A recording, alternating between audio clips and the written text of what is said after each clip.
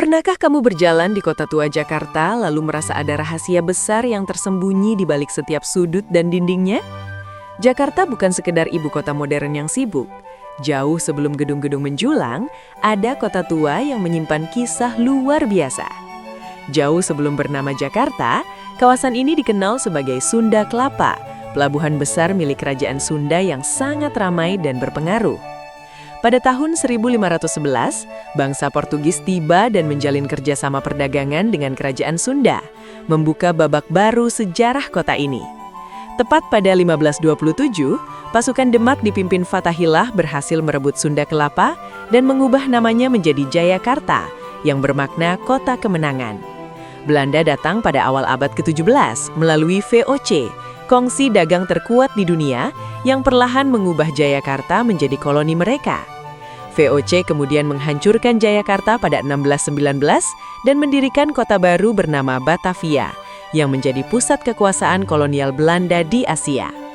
Belanda merancang Batavia menyerupai kota Amsterdam, lengkap dengan kanal-kanal air yang kini sebagian masih bisa kamu temukan di kota tua. Bangunan Stadhuis atau Balai Kota, yang kini menjadi Museum Fatahillah, dibangun Belanda tahun 1707 dan masih berdiri kokoh hingga sekarang. Tapi ada sisi gelap yang jarang diceritakan. Di balik kemegahan Batavia, ribuan budak dari berbagai penjuru Asia menderita di sana. Batavia yang padat dan kotor menjadi sarang penyakit. Wabah malaria dan kolera membunuh ribuan orang, baik Belanda maupun penduduk pribumi. Pada tahun 1740, tragedi berdarah pun mengguncang Batavia saat Belanda membantai ribuan orang Tionghoa dalam peristiwa kelam bernama Geger Pecinan. Setelah tragedi itu, komunitas Tionghoa yang selamat dipindahkan ke Glodok, yang hingga kini menjadi pecinan tertua dan tersibuk di Jakarta. VOC yang pernah menjadi kongsi dagang terkaya di dunia, akhirnya bangkrut pada 1799 akibat korupsi yang menggerogoti keuangannya dari dalam. Setelah VOC bangkrut, kekuasaan atas Batavia sempat berpindah ke tangan Inggris di bawah Thomas Raffles sebelum akhirnya kembali ke Belanda.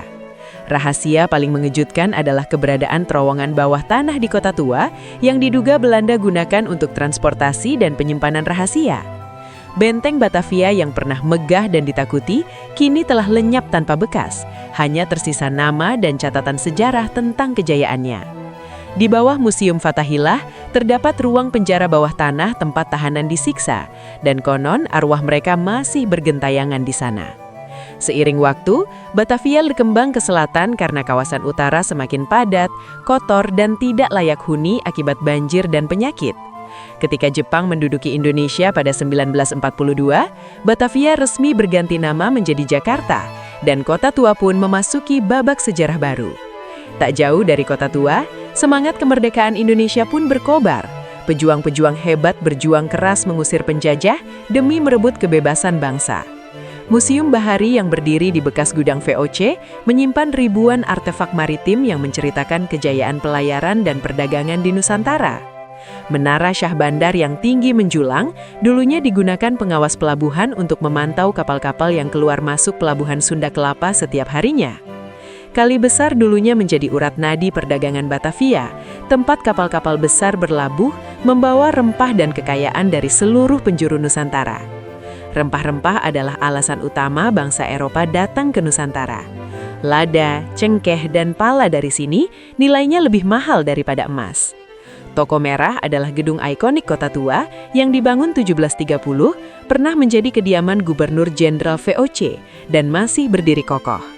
Banyak orang tidak tahu bahwa nama-nama jalan di kota tua menyimpan kisah tersembunyi tentang tragedi, cinta, dan pengkhianatan zaman kolonial. Tak hanya bersejarah, kota tua juga terkenal angker. Banyak bangunan tua menyimpan kisah mistis yang menggigitkan bulu kuduk siapapun. Pemerintah kini berupaya merevitalisasi kota tua agar menjadi destinasi wisata sejarah yang nyaman, modern, namun tetap mempertahankan nilai-nilai warisan budayanya. Masih banyak misteri kota tua yang belum terungkap, menunggu untuk diteliti lebih dalam oleh para sejarawan dan peneliti masa depan. Kota tua adalah bukti nyata perpaduan kota Nusantara, Cina, Arab, dan Eropa yang membentuk identitas Jakarta yang unik dan beragam. Saat berdiri di tengah Taman Fathahillah, seolah waktu berhenti sejenak dan kamu bisa merasakan denyut kehidupan ratusan tahun yang silam. Setiap batu bata dan jendela kayu di gedung-gedung tua itu adalah saksi bisu dari peristiwa luar biasa yang pernah terjadi. Sejarah kota tua mengajarkan kita bahwa kejayaan bisa runtuh, kekuasaan bisa berganti, namun jejak peradaban tidak pernah bisa dihapuskan. Jakarta modern yang megah dengan pencakar langit berbanding terbalik dengan kota tua yang sunyi namun menyimpan kedalaman sejarah tiada tara. Kalau kita tidak menjaga dan mengenal sejarah kita sendiri, maka kita hanya akan menjadi orang asing di tanah leluhur sendiri. Jadi, ajaklah keluarga atau sahabatmu mengunjungi kota tua Jakarta. Rasakan langsung bagaimana sejarah hidup dalam setiap sudut dan dinding bangunannya. Kita sering lupa bahwa di bawah aspal dan beton Jakarta yang modern, tersimpan lapisan-lapisan sejarah yang menunggu untuk kembali diceritakan. Itulah sejarah tersembunyi kota tua Jakarta, penuh dengan kejayaan, tragedi, dan kisah manusia yang tak lekang oleh zaman dan waktu. Kalau video ini bermanfaat, jangan lupa like, komen, dan share. Subscribe Narasi Negeri agar tak ketinggalan kisah sejarah seru lainnya.